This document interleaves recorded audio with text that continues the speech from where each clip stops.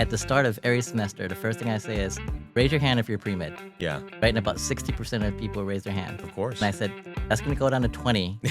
by the time we finish this. And sure enough, a good chunk of the people have changed their minds in that 12-week period. Yeah. She could come and talk to us about everything we just heard at this dinner, but like we had about at least 30 other people we know that want to hear this stuff. Right. 2 weeks later, like, we put together a decal for you. And I'm like, you did what? Welcome to the System Logic Podcast. I'm Jason Lee. This is our beta season. We're preparing and getting ready for the first season of the podcast, talking to folks, learning a little bit more about the development of both the story as well as the style and the theme and how we're going to approach some of these conversations. Today, I'm lucky enough to be joined by Dr. Francis Kong. He's a master of leadership and communication, having spent time both as a clinician and then moving into a non-traditional niche of developing games, finding an audience, putting together a class on the future of healthcare, and really providing some strong leadership in the healthcare space. Francis, thank you for joining us here on System Logic Podcast and helping us launch this particular platform. Honor and privilege to be here, Jason. Yeah.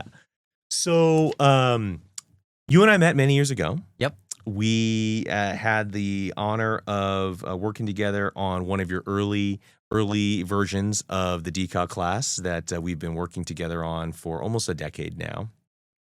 Why don't you tell the audience a little bit about that platform and kind of who it serves? Sure, dude. I'm gonna just talk about how it started. Sure. Right? Yeah. So there was a mentorship program that we had started almost a decade ago, and a lot of times I would meet with students, but if there were any of my colleagues Mm-hmm. who would be here on campus, I would try to like gather lunches or dinners for the other students, and I'd gather like a bunch of students to come so they could ask them questions, right? Right. Like such as yourself or the speakers we have right now. And then there was one of these sessions at dinner where the students were like, it'd be so cool if this is a physician who was going through 2 residencies at the same time, which is Wow. crazy, if she could come and talk to us about everything we just heard at this dinner, but like we had about at least 30 other people we know that want to hear this stuff. Right. And my colleague was like, that'd be great. I'd love to give a talk. And I was like, okay, let's see if we can make it. Can we get like a classroom? And the student's like, we can make it happen. Yeah. 2 weeks later, like, we put together a decal for you. And I'm like, you did what? And they're like, yeah, I put a decal. I'm like a semester thing? And Yeah. they're like, yeah. I'm like, give me a second. I need to talk to the colleague right now. Yeah. I'm like, do you have enough material for like 13 weeks? Yeah. And she's like, no, No. I have enough for like an hour. Yeah. Right? And I was like, yeah. Let me go back to the students here. Like we were talking about one-time thing.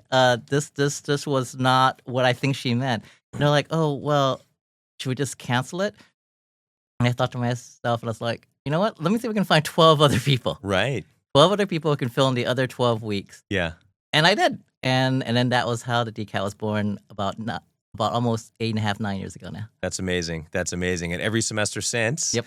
And I've participated in 8 of those 9 years roughly. And so that's an amazing story. And as you think about how that came together, how did you take some time to think about, okay, how do I curate a thoughtful lecture series of 12 folks, or was it a little bit more fly by the seat of your pants? And if it was a little bit more fly by the seat of your pants, how has it evolved over time as you think about touching the right audience, the right niche, and how do you think about finding the right niche? It was a little bit of both, to be honest with you, Jason. Yeah. But I'm also very lucky because healthcare is so vast Mm-hmm. and so versatile that 12 points of touch still wouldn't even touch the tip of the iceberg. Yeah. Right. Right? Right. I could be doing 1,200 and we still be like asking more questions that we didn't even realize existed before. Yeah. So I knew that I could just throw darts in the dark and still give them more information than they ever had to begin with. Right. Right? Right. And so I looked at people who did clinical, technology, business, investment, and it was just this whole potpourri, but it was still enough for them to get a sense of, oh my God, I did not even know that was a thing, Right. right? And Right. I think at this stage where all you know is pre-med, I must get my MCATs, I Mm-hmm. must get my A's, because I need to figure out how to pay back my loans and make my parents proud, or get myself a career. Yeah.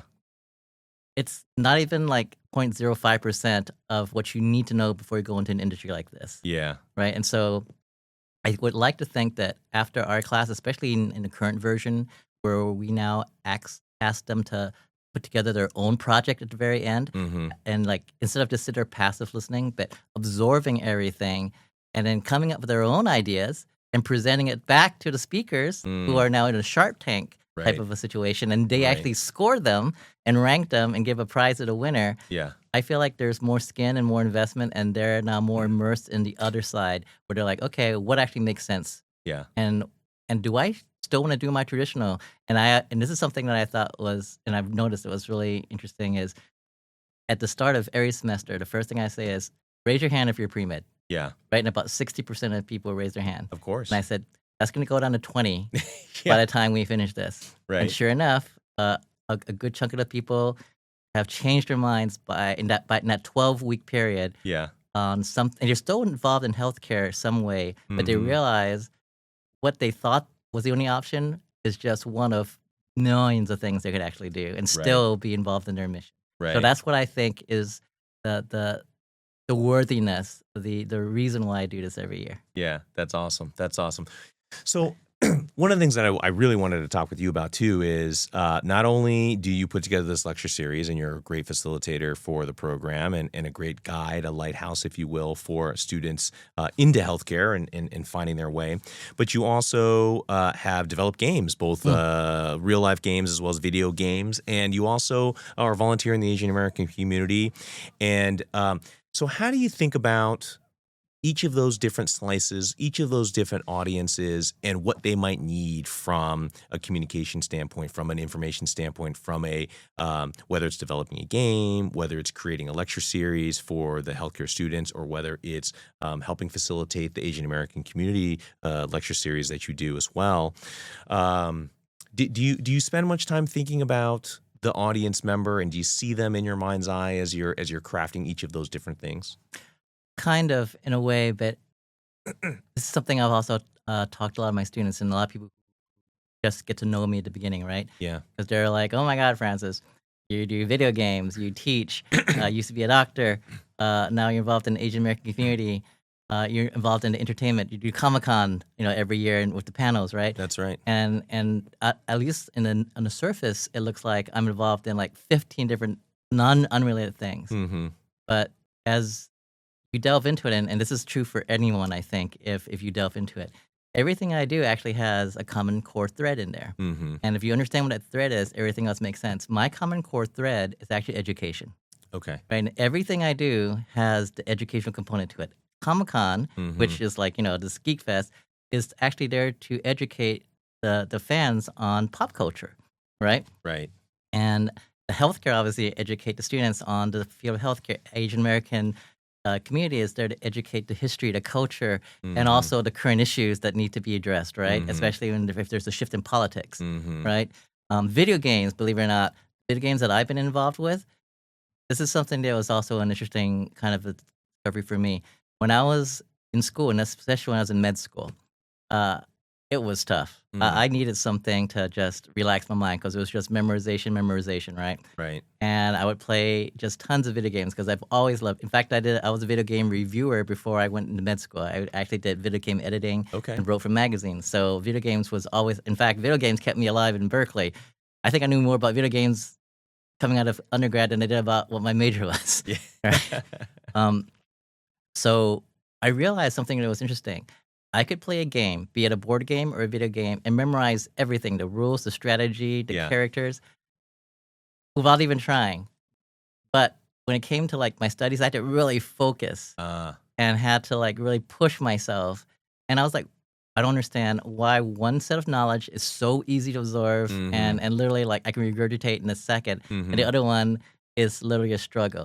And I realized it's because of the state of my brain. One Right. was excited, one was in a focus. It was very simplistic of I must learn this to achieve this objective. Yeah. While the other one was like, I don't know why I'm learning this right now. I just need to pass this class and I don't know what's important and there's no context to this. I Mhm. just know that I have to do it. Mhm. And I realized if you can put the stuff you could learn in a game, in a Mhm. situation, but that stuff is also transferable outside of the game. Yeah.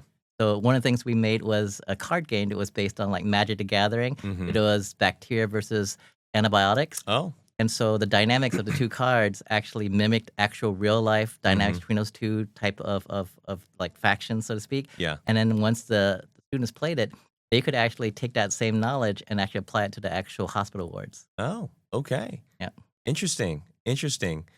And as you, like I said, finding that voice to educate Mhm. is really what it sounds like a Yep. key theme and a key thread through That's a my lot of the core. endeavors Yep. is really being an educator. And I think about a product like this Yep. podcast as a way to educate folks. And I have envisioned that a healthcare leadership audience really is thirsty for knowledge about what's going on in the marketplace, not from a news standpoint, not from a what did the CMS say in this particular press release, and also not even from a what is a new interesting product out there. But I view the leaders in healthcare more as um, captains of their ships, Mhm. and they're going through different journeys and they're in different stages of their career, and bringing insights and wisdom and thoughts and stories from folks not unlike yourself, other leaders throughout the industry that they can bring and get little bits of information and wisdom from can help them along their journey. And so in a very similar way, I think the education piece, the informative piece that you're finding is what inspired me really to bring forward some of these stories on the podcast. And That's so I awesome. appreciate that from you. That's awesome. I, Yeah. I I I love being able to be part of anyone's journey, especially if I was able to just on the side Yeah. as a side effect. Yeah. That's Yeah. Yeah. awesome. Yeah. Absolutely. But just touching back on some of the other Mhm. audiences that you think about, right? You've got a collegiate audience Mhm. with the students. You've got a med student Mhm. audience with some of the games, Mhm. or maybe even a resident, Mhm. something like that. And slightly different segments.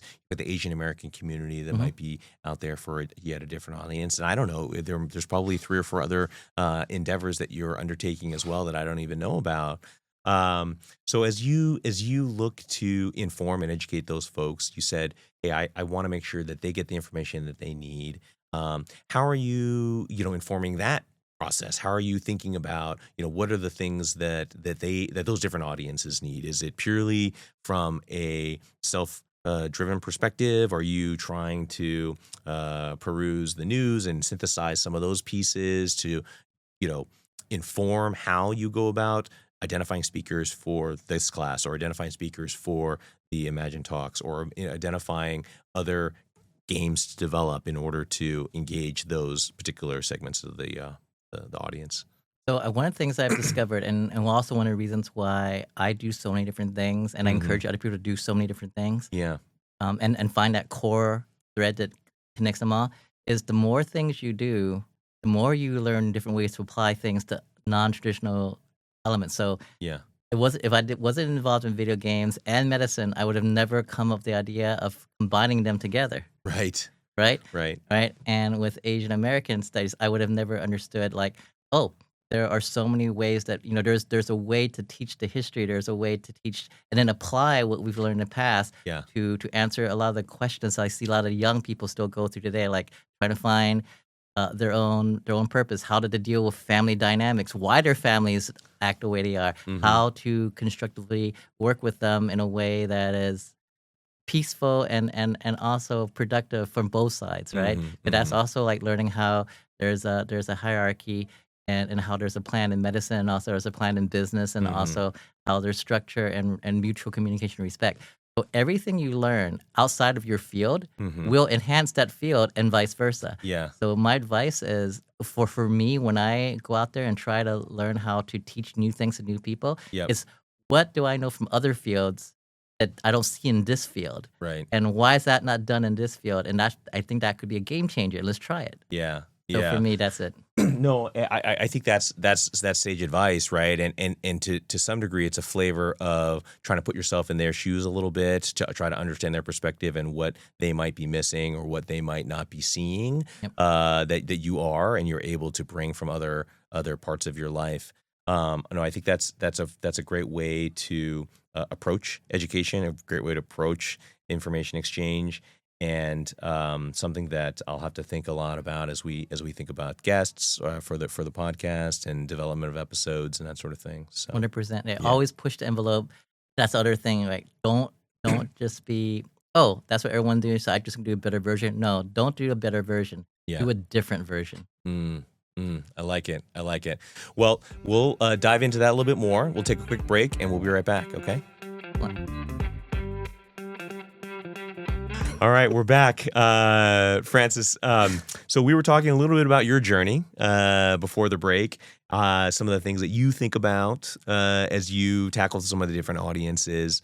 I'd love to hear, one of the reasons why I brought you on the show today is I'd love to hear some of your advice for me, how you think maybe I might be approaching the audience, the healthcare leader audience that we're trying to tackle at the intersection of healthcare and technology here on System Logic Podcast. What advice, what words of wisdom can I draw from you today? I would bring it down to, for me, I've always believed to try to bring things down to their simplest, right? And I've worked with some great people. One guy I remember I worked with, Adam Bosworth. He was one of the guys who developed, I think it was Internet Explorer 8, and then went on to wow. he went on to Google and led their healthcare division. Okay. Right, and then he went on to Amazon. I don't know where he is now. Okay. Right. So just a couple of small startups. Yeah. Just you might. Yeah, I don't know what happened now. Yeah.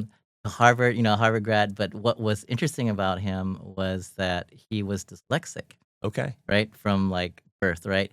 So genius that had this barrier of learning. Yeah. And the only way he figured out how to get through life with that was to distill everything down to literally almost a one-dimensional concept. Got it. 1 point. So you can't reverse it almost. Exactly, to the point where, like, what are you asking, right? And then boom, once you get that, okay, then I can run with that. Yeah. Right? But do not convolute it. Okay. Right? And I love that because it just gets rid of all the fat and you know exactly what the problem is you need to solve. And so for me, I've learned that should be something that we all, like, get rid of all the noise and just look at that one singularity of what exactly it is that is being tackled. Okay. And so anytime you take on a new project, especially one that's on educational, I would say there's 4 core questions that I believe if you can answer these questions in one sentence each, then you have a pretty clear path of what you're doing here. Okay. Number 1 is, what are you doing? What exactly, in one sentence, encompass what your mission is that you are trying to achieve. Okay. That either is different or not being done well enough by someone or something else. Okay. Right? All right. Number 2, why are you doing it? What's the reason? Of all the things you could do out there in the world, why did you choose to do this one thing? Right. Why do you choose to use your energy, your time, your experience to do this one thing? Because we're finite in how long we have and how much energy we have. So this better be worth your time. Yeah. Right? Right. Number 3, what are you doing now about it? Or what have you done or what do you plan to do about it? What basically, are you just talk or are you action on top of that? Yes, good advice. Right? Yeah. Because I can talk about all the stuff that I want to change, but if I have done anything about it, that's just talk. But if I've actually put action behind it and momentum and actual inertia behind it, now I respect you. Right? Because you put your money where your mouth is. Right. Right? Right. And then the 4th thing is, how can everyone else also help you?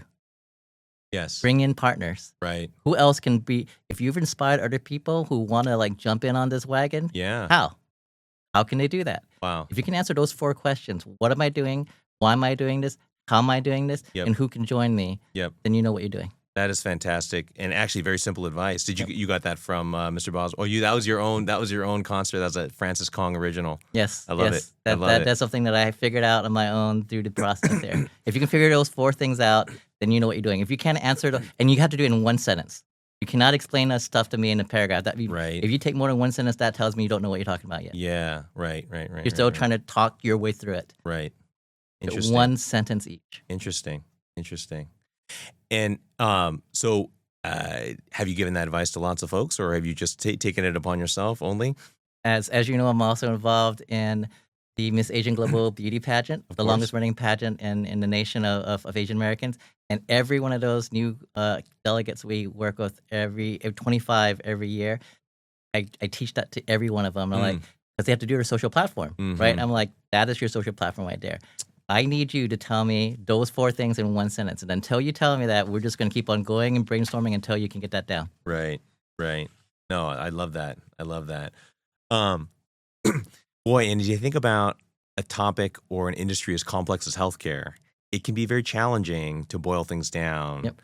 You know, and what I would love to do with our podcast is take a slice of different elements of healthcare and try to boil it down and try to make it as simple as possible to give guidance to folks within some of those realms, whether it's pure clinical care, whether it's technology, whether it's improving patient experience, right? And there's so many different areas within the realm of healthcare that could use some wisdom, some clarity around singularity, and some simplicity that that approach can bring, you know? So how else do you think I should approach conversations like I may be having with, whether it's a CEO of a healthcare technology company, whether it's a health system hospital CEO or a physician, or maybe even a policymaker, a politician that is helping to guide healthcare policy? What's some words of advice? I know you've done dozens, if not hundreds, of interviews in your life. How should I approach some of those conversations? So to get people to be involved and invested in what you're doing, it's essentially, another form of networking, right? And I've always taught the students I work with and people I work with, I'm like, there's only one secret when it comes to successful networking, and just one. And if you can follow this, then you will be successful in everything you do in terms of connect with people. When you go and networking, this is I think the mistake that a lot of people do. They go to a conference, they go to a convention, they go to meetings, they go to a party, and I'm going to go network. Yeah. But their mindset is what? Their mindset is, what can this person do for me? That's wrong. That's literally opposite. You need to go to every meeting, every conference, and every potential engagement with, how can I help them? Yeah. What can I do for them? Yeah. Without expectation of anything in return. Because think about it, if everyone had that mentality, we would be so productive. Yeah. Right? But if everyone's thinking, how can they help me? Yep. That becomes almost anti-productive now, because you're just thinking selfishly, right? And you don't want to give anything, you just want to get. Right. And if you're in a society where everyone's just taking, there's going to be nothing left to take. Right. But if you're giving, there's just abundance. Yeah. Right?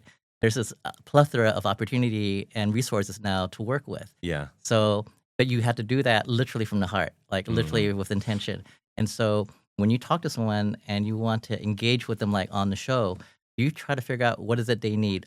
How can you help them? And you're like, this person needs to try to get this objective, or needs to reach this audience, or showcase this idea. And he's like, I can help you with that. Yeah.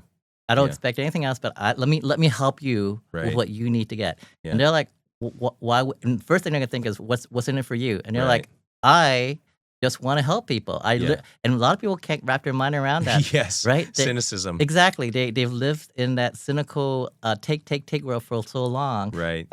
And that's so sad, because that stifles not just their productivity, but anyone else they engage productivity, right? Yeah, no, I love that. And I think taking that even a step further, approaching conversations about how can I serve my audience? Yes. How can I bring a nugget of information or nugget of wisdom to the audience that they might not otherwise have gotten, but for this conversation that I'm having today? So, I think that's the right mentality, the right approach, and I will definitely have that close to my close to my heart as I bring a lot of these discussions and podcast interviews. What can I do forward. for you? Yeah. Sincerely mean that. Yeah, I love that. I love that.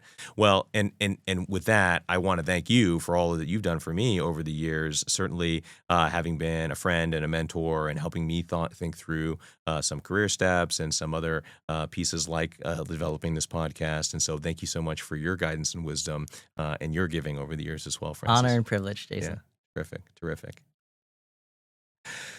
Well, thank you, Francis, for joining us on System Logic Podcast. It's been a fantastic conversation. Certainly talking about how we approach the conversations that we have, how we approach bringing something interesting and innovative and different to the audience so they can grab some nuggets of wisdom is something that I'm looking really forward to with the first season coming up here. Thanks so much for being part of the beta season. And for those of you in the audience, if you are interested in hearing more conversations like this with healthcare leaders, with physicians, and other folks that you could learn from, please like and subscribe to the System Logic Podcast, and we'll see you on the next episode. Thanks so much for joining us.